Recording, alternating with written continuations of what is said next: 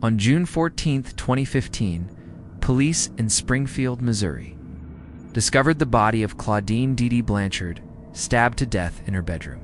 She was found face down, surrounded by blood, and no one could find her daughter, Gypsy Rose.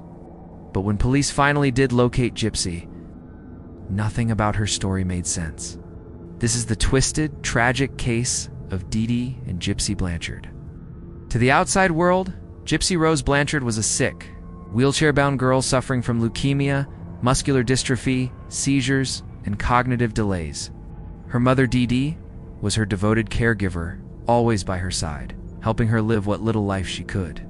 They were the perfect picture of strength and love in the face of tragedy. But it was all a lie. For years, Dee Dee convinced doctors, charities, and even family members that Gypsy was terminally ill. She shaved her daughter's head to mimic chemotherapy. She made her use a feeding tube and a wheelchair, even though Gypsy could eat and walk just fine. She claimed Gypsy had the mental capacity of a 7-year-old. Gypsy was bright, curious, and growing suspicious.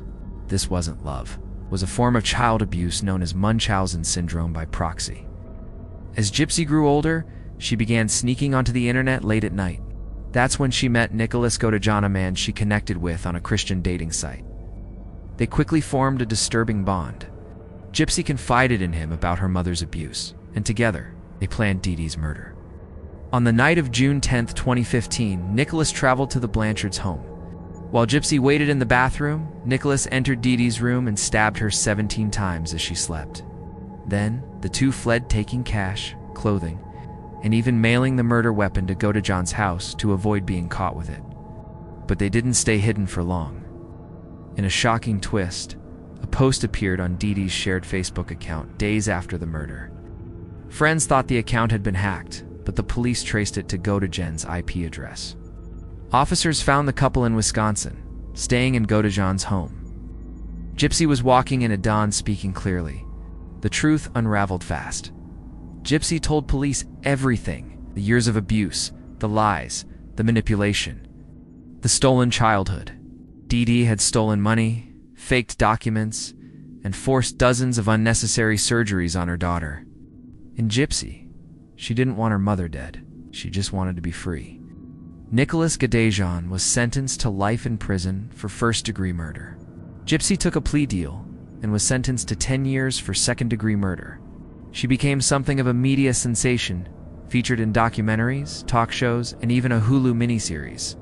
Many saw her not as a killer, but as a victim.